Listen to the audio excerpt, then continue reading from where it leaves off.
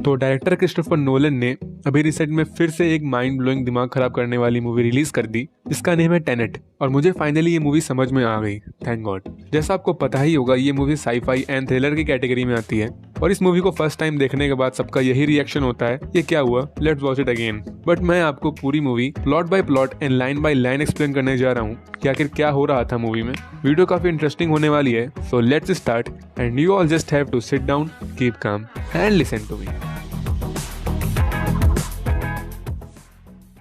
सबसे पहले मैं वो चीजें बता दूं जो आपके लिए जानना जरूरी है जिससे आप और आसानी से स्टोरी समझ जाओगे।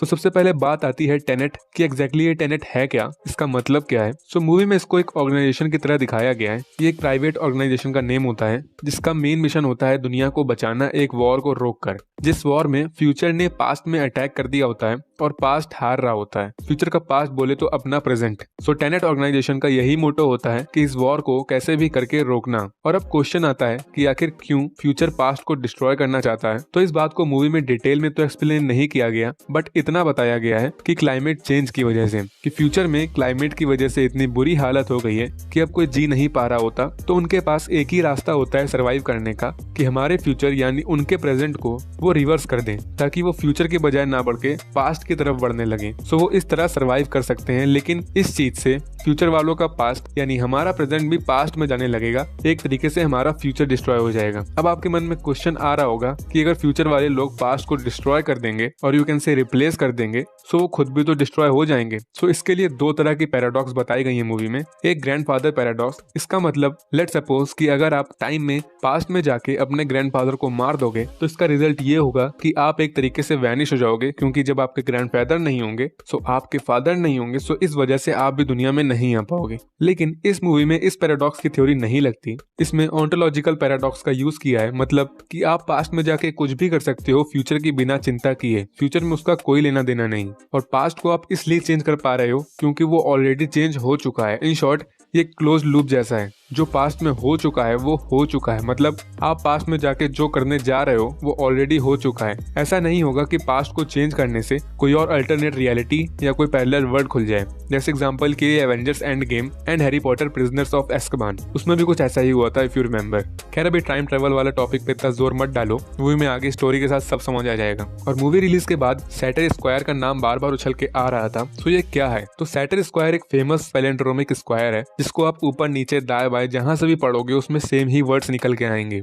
टेनेट मूवी में इस स्क्वायर का पूरा रेफरेंस लिया गया है। इस स्क्वायर में 5 वर्ड्स होते हैं। फर्स्ट सेटर, तो ये मूवी के मेन विलन का नाम है। सेकंड एरिपो, तो ये उस पर्सन का नेम है जिसने फेक पेंटिंग बेची है सैटर की वाइफ को। थर्ड टेनेट, जो ये मूवी का ही नेम है। एंड फोर्थ ओपेरा, ये वही जगह है जहाँ से मूवी स्टार्ट होगी एंड एंड भी होगी। एंड लास्ट रोटस, ये सैटर की कंपनी का नेम होता है। अब बात करते हैं मूवी के प्लॉट की एकदम स्टार्ट से। मूवी के स्टार्ट में एक कैरेक्टर दिखाते हैं जो कि CIA एजेंट होता है। इसका मूवी में नेम लिटरली प्रोटैगनिस्ट रखा गया है, मैं भी इसको यही बुलाऊंगा। ये एक मिशन पे होता है। ये कंपोनेंट प्लूटोनियम 241 की तलाश में होता है एक ओपेरा प्लेस में। ये लोग आते हैं बट यहाँ रशियंस बैड गाय एक टेरर अटैक कर देते हैं। इनको भी वही कंपोनेंट चाहिए होता है और ये हर जगह बॉम्ब्स लगा देते हैं पूरी जगह को उड़ाने के लिए। और प्रोटैगनिस्ट बॉम्ब कलेक्ट करने लगता है ताकि लोगों को बचा सके। और यहाँ गोलीबाजी के बीच में एक जगह कोई मिस्टीरियस मैन जिसके बैग में एक रेड स्ट्रिंग लगी होती है प्रोटैगनिस्ट की जान बचा लेता है एक यूनिक टाइप की बुलेट का यूज करके, जो कि इन्वर्टेड होती है। इसको अभी आगे कायदे से एक्सप्लेन करा जाएगा।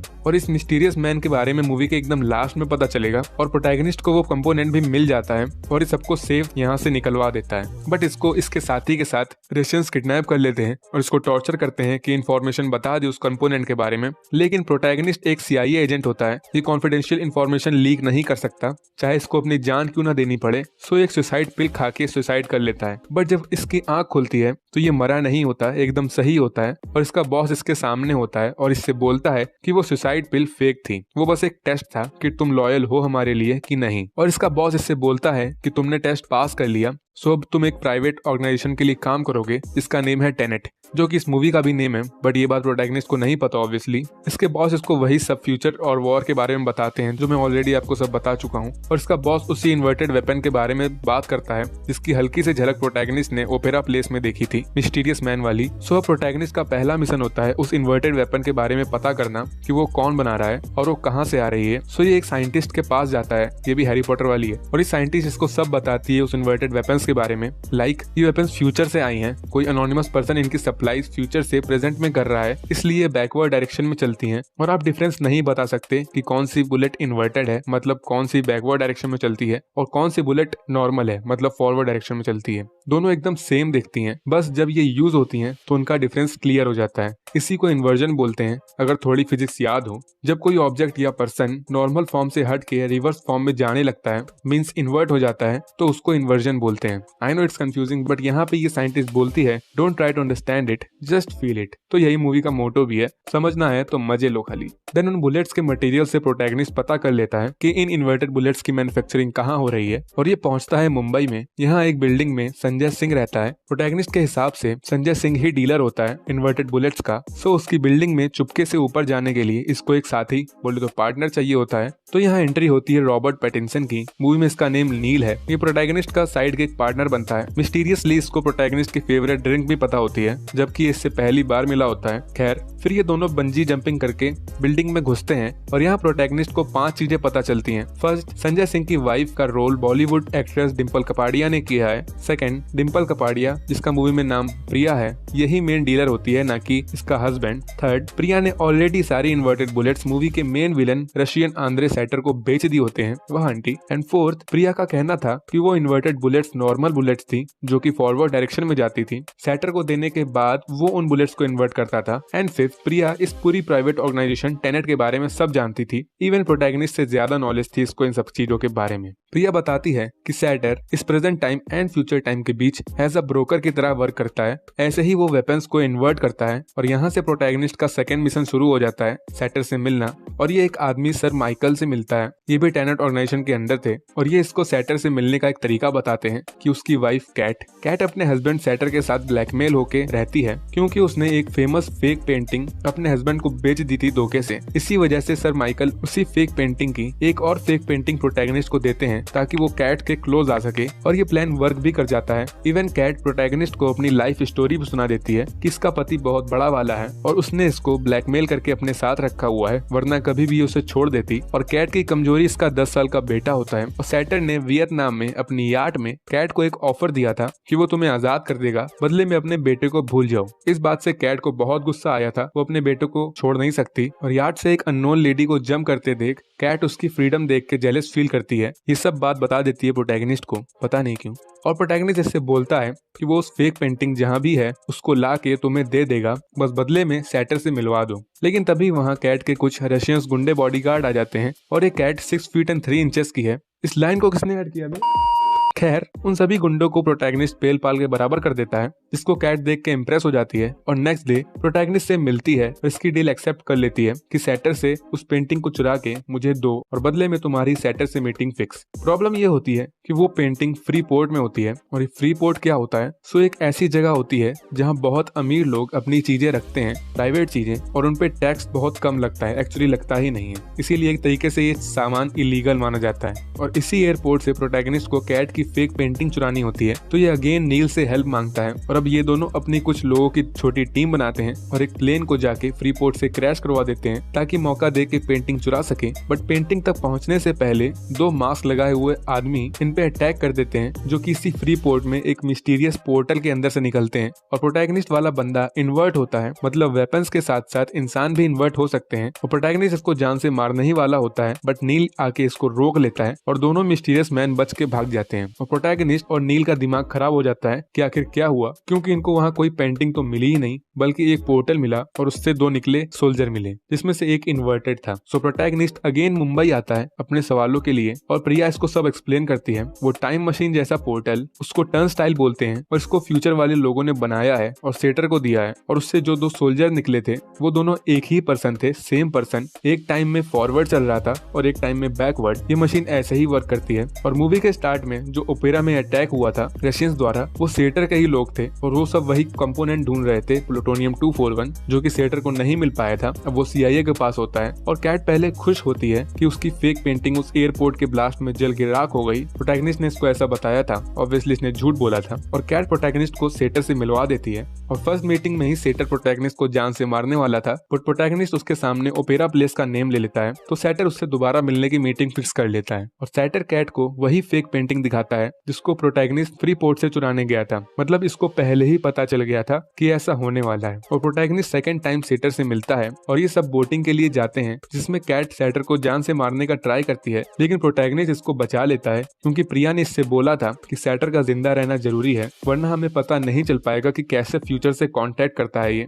और सैटर की जान बचाने के बाद कैट प्रोटैगनिस्ट में ऑब्वियसली बहुत गुस्सा होती है और ये 6 फीट 3 इंचेस की है अगेन। खैर अब सैटर प्रोटैगनिस्ट के कर्ज में होता है क्योंकि इसने इसकी जान बचाई होती है। सो प्रोटैगनिस्ट इससे बदले में CIA से वही प्लूटोनियम 241 चुराने के लिए बोलता है और सैटर राजी हो जाता है। और सैटर कैट से बोलता है बहुत गुस्से में कि अगर वो उसकी नहीं हो सकती तो वो किसी की नहीं हो सकती। ये डायलॉग पक्का बॉलीवुड से चुराया होगा। और अब मैं सैटर की पूरी कुंडली आपको बता देता हूँ। ये बहुत सालों पहले एक सोवियत के न्यूक्लियर फैसिलिटी में वर्क करता था और वहीं पर इसको फर्स्ट टाइम फ्यूचर वालों ने कॉन्टेक्ट किया था। इसको एक बॉक्स में अपने लिए फ्यूचर से एक मैसेज मिला था और गोल्ड बार्स मिले थे। सो फ्यूचर वाले लोग इससे अपना काम करवाते हैं, बदले में इससे गोल्ड में पेमेंट देते हैं, इसीलिए इतना ये अमीर भी होता है। और एक और चीज बता दूं कि एक मशीन जिसको मूवी में एल्गोरिथम बोला गया है, इसको फ्यूचर में किसी फीमेल साइंटिस्ट ने बनाया होता है, बट इसको जब पता चलता है कि उस एल्गोरिथम में इतनी ताकत है कि वो पूरी दुनिया तबाह कर सकती है, पूरे फ्यूचर को पास्ट में चेंज कर सकती है, तो वो उस एल्गोरिथम के 9 हिस्से करके पास्ट में जाके 9 अलग अलग जगह छुपा देती है ताकि कोई उसे ढूंढ ना सके। और फिर वो साइंटिस्ट अपने आप को मार देती है ताकि वो एल्गोरिथम को बनाने का तरीका भी उसके साथ मर जाए। तो सैटर ने मूवी की स्टोरी स्टार्ट होने से पहले ही उस एल्गोरिथम के 8 पार्ट्स कलेक्ट कर लिए थे। और गेस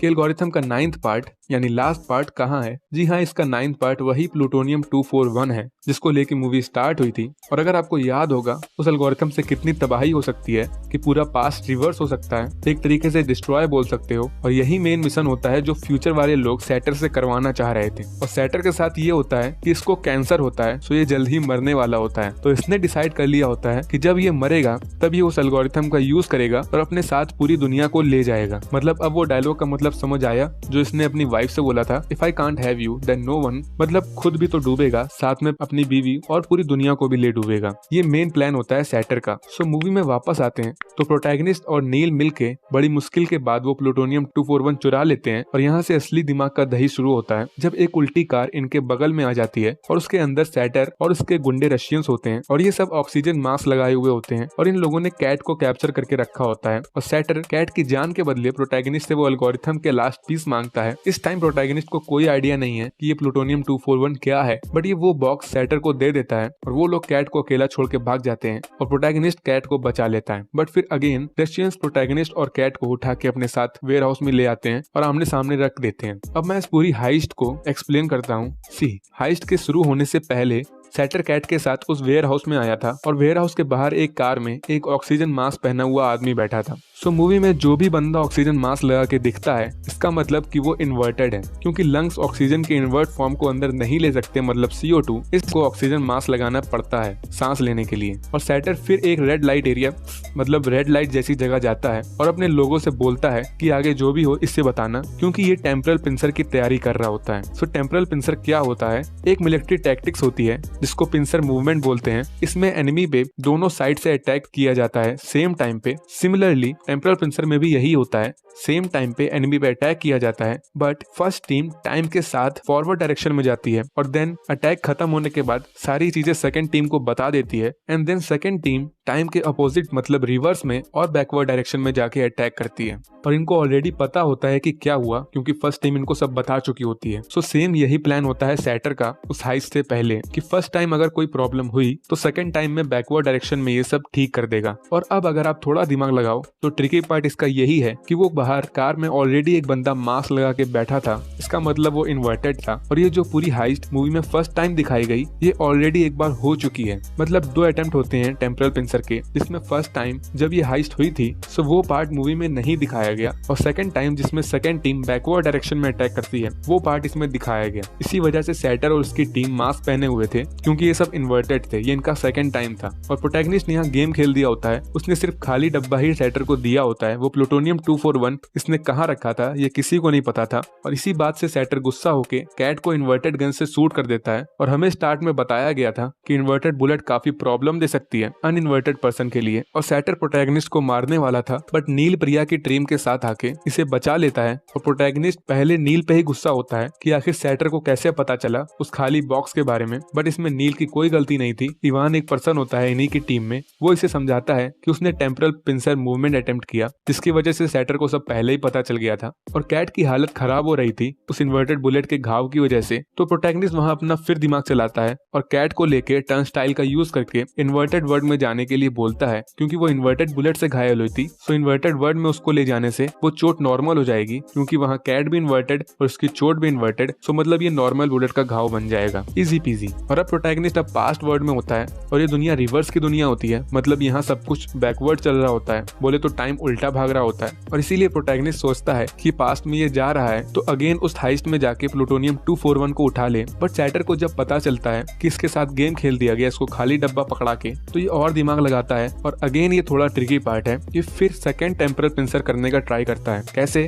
सैटर को पता था कि प्रोटैगनिस्ट टर्नस्टाइल का यूज करके पास्ट में आएगा और ट्राई करेगा प्लूटोनियम 241 को वापस लेने का, और प्रोटैगनिस्ट ऐसा ही करता है। वो रिवर्स में पूरा जाता है और इसकी कार वही बीच की कार थी जब सैटर और पास्ट वाले प्रोटैगनिस्ट ने बॉक्स एक्सचेंज किया था और पास्ट वाले प्रोटैगनिस्ट ने वो प्लूटोनियम 241 को इसी फ्यूचर वाले प्रोटैगनिस्ट की कार में डाल दिया था। और जैसा मैंने बताया था सैटर इसी चीज का वेट कर रहा था टेम्परल पिंसर का यूज करके, उसको बस मौका चाहिए था प्रोटैगनिस्ट से वो प्लूटोनियम छीनने का और प्रोटैगनिस्ट ने वो खुद दे दिया उसको। सो प्रोटैगनिस्ट की कार में आग लगा देता है और कंपोनेंट लेके चला जाता है। बट ये रिवर्स में जा रही प्लेस होती है, सो फायर भी रिवर्स में होती है। जलने की बजाय प्रोटैगनिस्ट को सिर्फ हाइपोथर्मिया होता है और ये किसी एक कंटेनर जैसी जगह में उठता है जो कि एयर लॉक्ड होती है। तभी ये लोग बिना ऑक्सीजन मास्क के यहाँ सांस ले पा रहे होते हैं जबकि ये इन्वर्टेड होते हैं। और कैट भी धीरे धीरे हील हो रही होती है और इनका मिशन यहाँ से ये होता है कि याद होगा आपको कि ये लोग टर्नस्टाइल का यूज करके इन्वर्टेड हो गए थे, सो वापस इनको नॉर्मल बनने के लिए अपने आप को रिन्वर्ट करना पड़ेगा दोबारा टर्नस्टाइल का यूज करके। और ये लोग टाइम में पीछे जा रहे होते हैं, सो ये वेट करते हैं वो दिन आने का जब इन लोगों ने सैटर के फ्री पोर्ट में धमाका कर दिया था, क्योंकि इस फ्री पोर्ट में भी एक टर्नस्टाइल मशीन थी जिससे एक अननोन पर्सन निकल के आया था और इन लोगों को उस मशीन का यूज करके अपने आप को रीइन्वर्ट करना है। सो ये वहां जाने के लिए रेडी होते हैं और आई गेस आप सब समझ गए होंगे कि यहाँ क्या होने वाला है। जी हाँ, ये इन्वर्टेड लोग फ्यूचर से आए होते हैं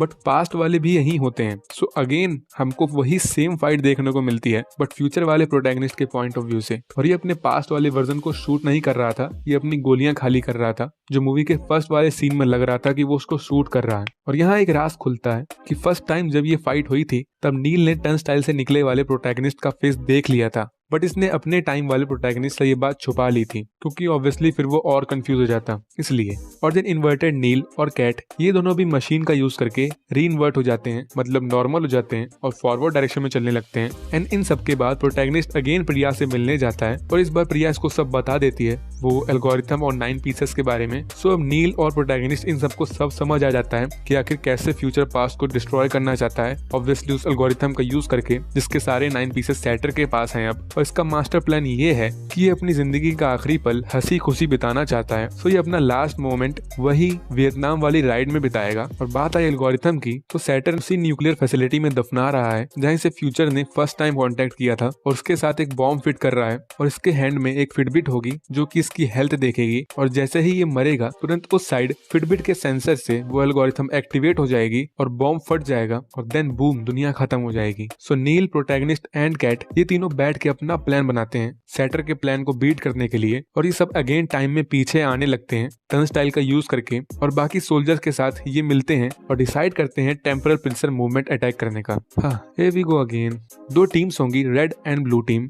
रेड टीम टाइम में फॉरवर्ड जाएगी एंड ब्लू टीम टाइम में बैकवर्ड जाएगी और दोनों टीम सेम टाइम पे रशियंस पे अटैक करेगी। जैसा मैं आपको सब समझा ही चुका हूँ इस पिंसर मूवमेंट के बारे में। और इनके पास सिर्फ 10 मिनट होंगे और मेन टारगेट होगा एल्गोरिथम। देन मिशन से पहले प्रोटैगनिस्ट कैट से अकेला मिलता है और कैट को एक सेलफोन देता है और बोलता है कि फ्यूचर में तुम्हें कभी भी अनसेफ फील हो तो बस इसमें एक वॉइस मैसेज छोड़ देना। और कैट 6 फीट 3 इंचेस की खैर अटैक स्टार्ट होता है और ब्लू टीम में नील होता है और रेड टीम में प्रोटैगनिस्ट एंड इवान। और हाँ, ये दिन वही है, टाइम भी वही है जहाँ से मूवी स्टार्ट हुई थी। इस टाइम ओपेरा में रशियन अटैक होने वाला है। इस मूवी का नेम टेनेट है, जो कि एक पैलिंड्रोम है, और सेम ये मूवी भी एक पैलिंड्रोम है। जिस दिन पे मूवी स्टार्ट हुई थी उसी दिन पे मूवी का लास्ट मिशन भी चल रहा है। और ये बैटल सीन बहुत एपिक होता है, इंसेप्शन की याद दिला देता है। बहुत गन फाइट्स होती है, एकदम खतरनाक सीन होता है। कुछ समझ नहीं आ रहा होता कि क्या चल रहा है, आधे सीधे चल रहे थे, आधे पीछे भाग रहे थे। बट गुड न्यूज ये है कि ज्यादातर चीजें यहाँ समझना इम्पोर्टेंट ही नहीं है। बस इतना समझना है कि प्रोटैगनिस्ट और इवान को एक टनल के अंदर जाना है और वहां से एल्गोरिथम को चुरा के उसे बॉम्ब से अलग करना है और अपने साथ ले आना है। सिंपल। और इस साइड कैट, ये फ्यूचर वाली कैट होती है, बस टर्न स्टाइल का यूज करके ये वापस अनइन्वर्टेड हो गई होती है और इसका काम होता है अपने हस्बैंड, जिसको ये जान से मारना चाहती है, उसको जिंदा रखना होता है। उसको अपने आप को मारने से रोकना होता है, वरना इसके हाथ में जो फिटबिट लगी है उसका सिग्नल पहुंच जाएगा उस बॉम्ब में और सब खत्म हो जाएगा। और इस साइड कुछ प्रॉब्लम्स आने लगती हैं, लाइक प्रोटैगनिस्ट और इवान जब उस टनल के अंदर जाते हैं तो वो टनल फिर कोलैप्स हो जाता है, मतलब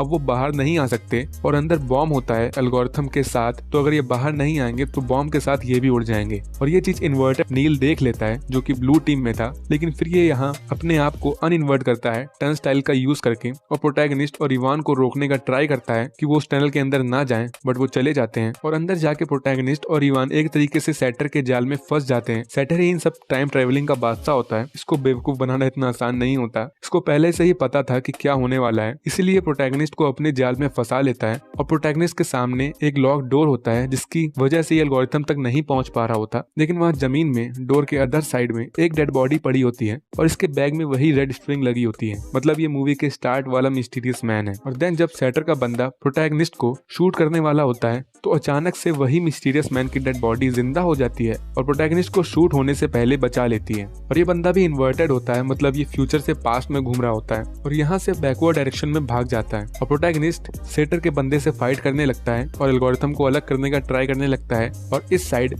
कैट अब और नाटक नहीं कर पा रही होती, इस सैटर को बताती है कि ये फ्यूचर वाली कैट है और अपने हस्बैंड को शूट करके उसकी बॉडी को बाहर पानी में फेंक देती है, जबकि इसको प्रोटैगनिस्ट के सिग्नल का वेट करना था। और सैटर के हाथ में फिटबिट थी और जैसे ही पूरी तरह वो मर गया, फिटबिट का सिग्नल एल्गोरिथम से लगे बॉम्ब में आ जाता है। बट तब तक प्रोटैगनिस्ट ने वो एल्गोरिथम को बॉम्ब से अलग कर दिया होता है, लेकिन वो दोनों वहाँ फंस गए होते हैं बॉम्ब के साथ। बट लकीली नील इन्हीं की टीम में आ गया होता है, रेड टीम में। सो वो ऊपर से इनको एक रोप फेंकता है और बॉम्ब फटने से कुछ सेकंड पहले ही इनको वापस ऊपर घसीट लेता है और प्रोटैगनिस्ट और इवान दोनों ही सही सलामत बाहर आ जाते हैं और दुनिया खत्म होने से बच जाती है। और इस साइड कैट की आर्ट में पुरानी वाली, मतलब पास्ट वाली कैट भी आ जाती है। और आपको याद होगा अगर मूवी के स्टार्ट में कैट ने प्रोटैगनिस्ट को बताया था कि इसने एक लेडी को यार्ड से जंप करते देखा था, तो ये वही खुद ही थी, मतलब इसका फ्यूचर वाला वर्जन। और कैट भी यहाँ से सही सलामत निकल जाती है। और अब उस एल्गोरिथम का क्या करना है जो पूरी दुनिया को तबाह कर सकती है। सो इवान इस एल्गोरिथम के 3 हिस्से करता है और ये तीनों एक एक हिस्सा ले लेते हैं। और इवान का प्लान था कि तीनों अलग अलग जाके इन 3 हिस्सों को किसी जगह छुपा देंगे और रख देंगे और फिर अपने आप को जान से मार देंगे ताकि इनकी लोकेशन किसी को पता ना चल पाए। बट नील के हिसाब से अपने आप को जान से मारना जरूरी नहीं है, बस इस एल्गोरिथम को छुपा के रखना होगा। और नील अपनी एल्गोरिथम का हिस्सा प्रोटैगनिस्ट को दे देता है और अपने राज खोलता है कि वो पूरी मूवी का रेड स्ट्रिंग वाला मिस्टीरियस मैन कोई और नहीं, नील ही था। यही एक्चुअली में बार बार प्रोटैगनिस्ट की जान बचा रहा था। और अब अगेन टाइम में पीछे जाके ये उसी टनल में जाएगा जहाँ ये प्रोटैगनिस्ट की जान बचा के एक डोर खोलेगा और दुनिया बचाएगा। और हाँ, इसका मतलब फिर ये मर जाएगा। सो मूवी में इस पॉइंट में नील के 3 वर्जन घूम रहे होते हैं। अगर आप कायदे से ध्यान दो तो फर्स्ट, जिसने अभी प्रोटैगनिस्ट की जान बचाई इसको कार से ऊपर घसीट के। सेकंड, जो डेड बॉडी था वो वहां से भाग गया था, सो वो सेकंड वर्जन है नील का। एंड थर्ड, मैंने बताया था ये वही टाइम है जहां अदर साइड में ओपेरा में रशियन अटैक चल रहा है और वहां पर भी नील दिखाया था मूवी के स्टार्ट में। सो वो थर्ड वर्जन है नील का इस टाइम पे। सो मैंने बोला था टेनेट के हिसाब से पास्ट को जितना चेंज करो फ्यूचर पे इम्पैक्ट नहीं पड़ता, क्योंकि पास्ट में जो हुआ सो हुआ।